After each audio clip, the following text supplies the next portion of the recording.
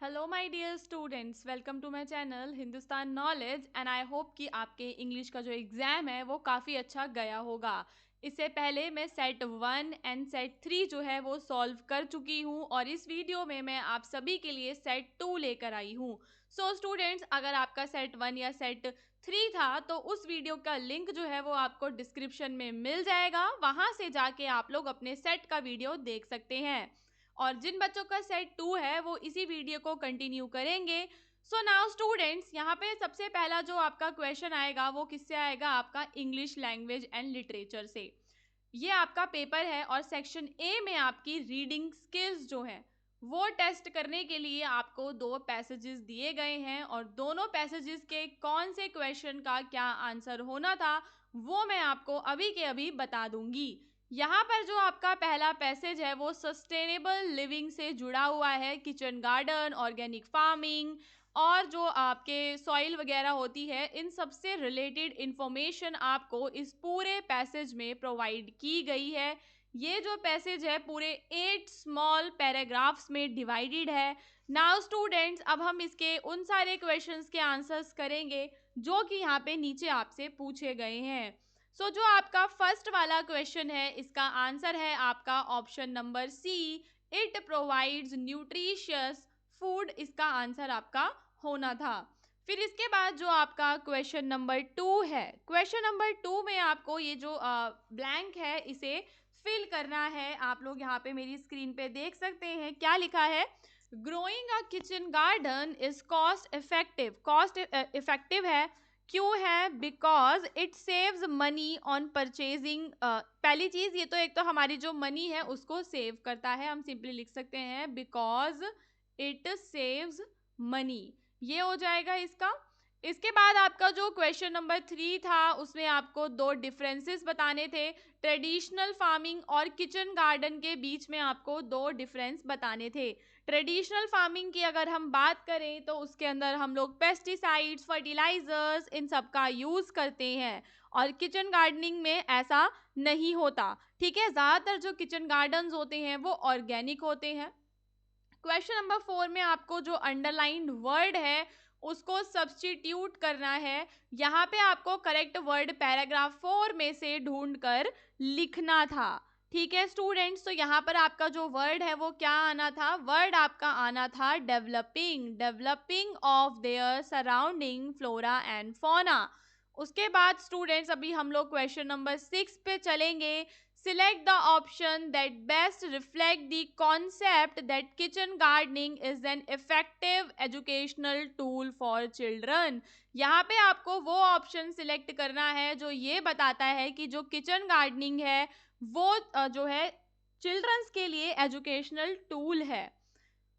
यहाँ पे जो आपका 6th वाला है इसका आंसर था आपका option number B. I hope कि आप इसका आंसर ऑप्शन नंबर बी लगा के आए होंगे। इसके बाद क्या क्या हर्डल्स हैं जो किचन गार्डनर्स फेस करते हैं?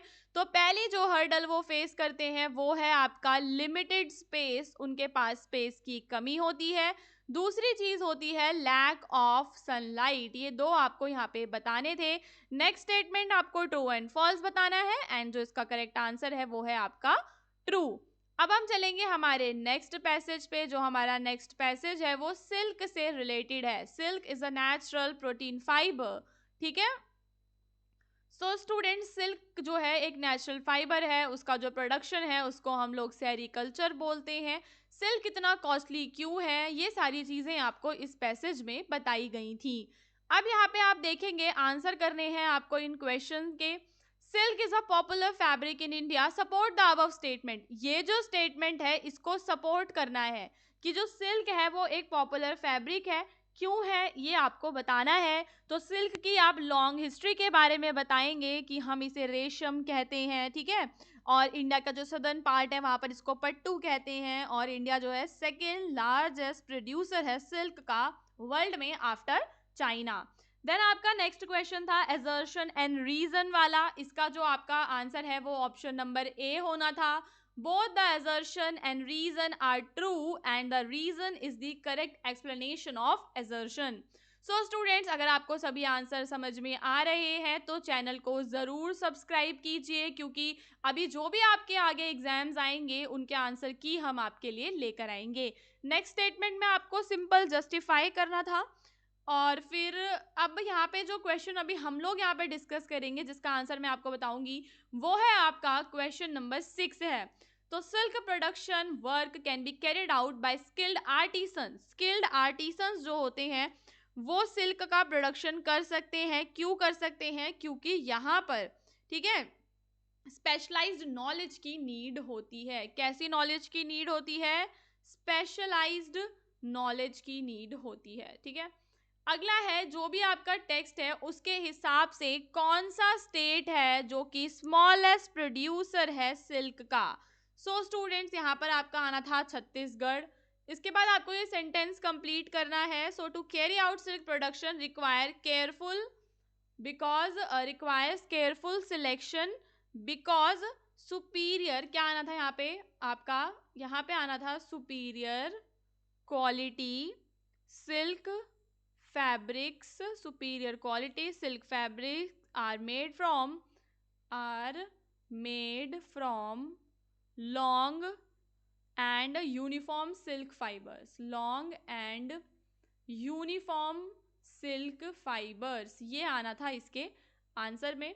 इसके बाद आपको एक रीजन देना है कि जो सिल्क का प्रोडक्शन है वो क्यों लिमिटेड है, इसके बारे में। अब यहाँ पर स्टूडेंट, अभी हम लोग यहाँ पे डिस्कस करेंगे आपका सेक्शन बी। सेक्शन बी आपका one of the most important section है। सो स्टूडेंट्स, इसका जो फर्स्ट क्वेश्चन है उसमें क्या आना था? असिस्ट की जगह आपका आना था असिस्टेंस। क्या आना था? असिस्टेंस आना था। नेक्स्ट में आपको एरर फाइंड आउट करना है। Spend a night under the stars in a traditional camp where you can experience the warmth of our hospitable and savor the delicious local cuisine। तो यहाँ पे hospitable नहीं होना था, इसकी जगह पे क्या होना था? hospitality। क्या आएगा स्टूडेंट्स? hospitality आएगा। आपका नेक्स्ट क्वेश्चन है, Kriva and Manish had a conversation about the engagement of Kriva's brother. यहाँ पे आपको मनीष के क्वेश्चन को रिपोर्ट करना है, ठीक है। तो आपका जो क्वेश्चन है वो कैसे शुरू होगा? Manish asked how far the engagement venue was from Kriva's home, ठीक है। ओके, फ्रॉम होम या हाउस आप लिख सकते हैं। नेक्स्ट में आपका जो just a minute give me. Okay, so this is okay. तो आपको देखो स्टूडेंट्स, ये पूरा रिपोर्ट करके दिया हुआ था, आपको इसमें राइट ऑप्शन सिलेक्ट करना था, एंड ये है आपका B, that all the students would get. Okay, now fill in the blank by choosing the correct option to complete a description of notice writing. तो यहाँ पे आपको करेक्ट वर्ड चूज करना है। बहुत ही सिंपल क्वेश्चन था, और इस क्वेश्चन का आंसर है आपका communication. A note is a type of social communication.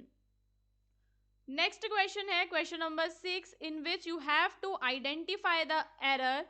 So the board invite online application from eligible candidates. तो यहाँ पे आपका क्या आएगा? invite नहीं आएगा, बल्कि करेक्शन में यहाँ पे क्या होनी थी?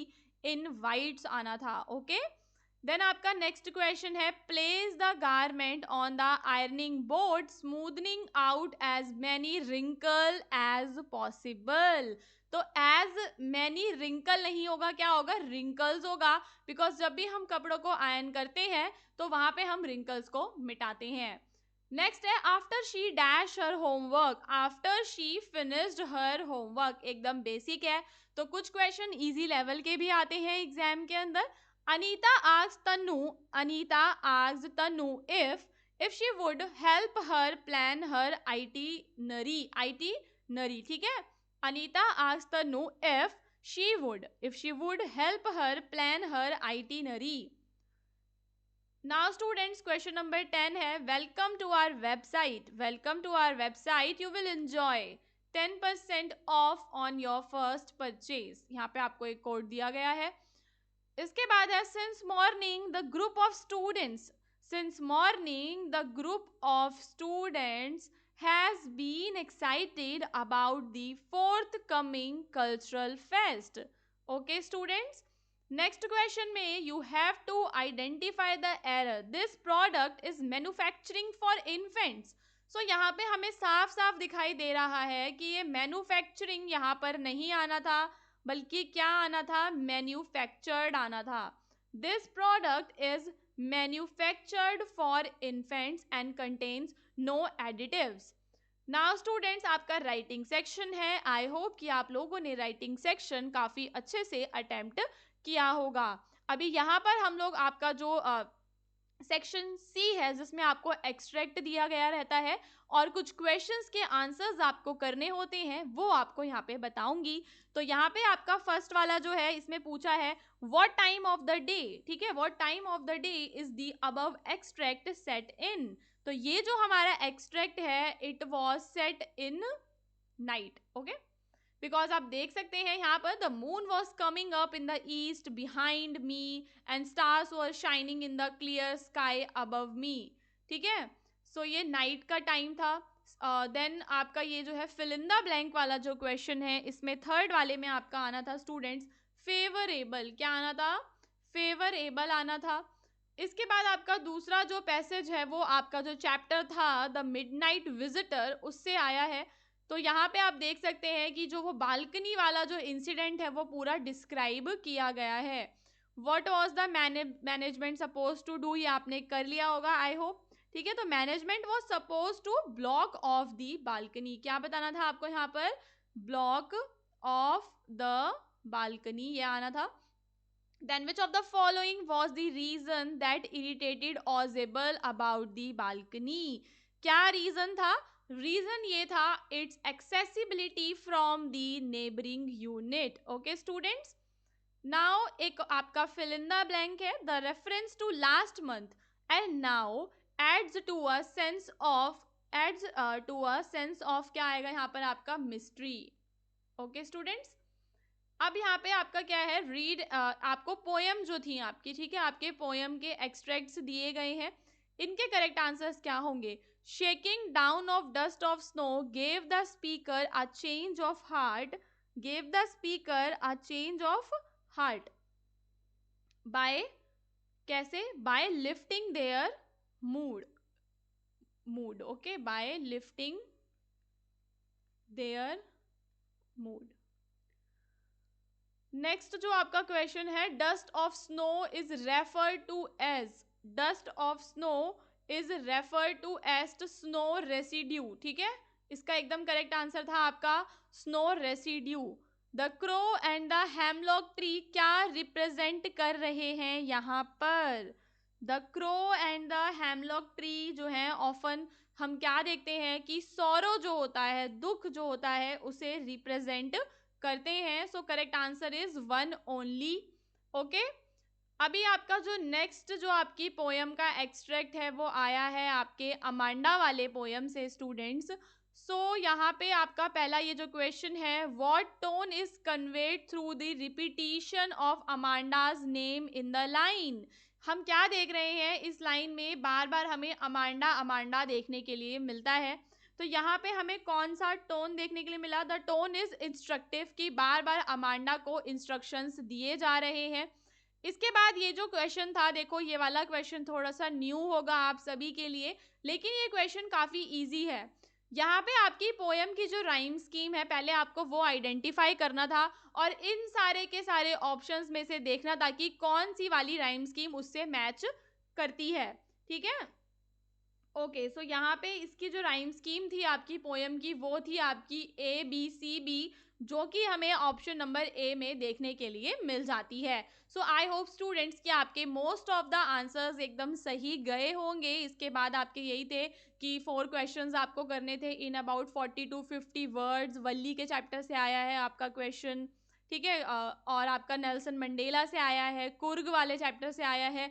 तो जो भी आपके बेसिक चैप्टर्स थे, जो हम सभी को पता है कि उनसे क्वेश्चन आना ही था, उन्हीं से ही आपके क्वेश्चन आए हैं. द लॉस ऑफ द, ये जो आपका द बॉल पोएम है, उससे क्वेश्चन आया है. सो स्टूडेंट्स, आई होप कि आपका एग्जाम काफ़ी अच्छा गया होगा. नेक्स्ट अब आपके जो भी एग्जाम होंगे, चाहे वो साइंस का हो, मैथ्स का हो, उन सभी के जो क्वेश्चन पेपर्स हैं वो आपको ज़रूर हमें व्हाट्सएप करने हैं। उसका जो व्हाट्सएप नंबर जो है उसका लिंक आपको डिस्क्रिप्शन में मिलेगा, और एक हमारा व्हाट्सएप चैनल है जिसका नाम है हिंदुस्तान नॉलेज। और अगर आपको अपने पेपर के सॉल्यूशंस को डाउनलोड करना है पीडीएफ फॉर्म में, तो उन्हें आप डायरेक्टली गूगल से डाउनलोड कर सकते हैं, जो कि हमारी वेबसाइट है, उसका नाम क्या है, हिंदुस्तान नॉलेज। वहां से जाकर आप लोग जरूर डाउनलोड कीजिए।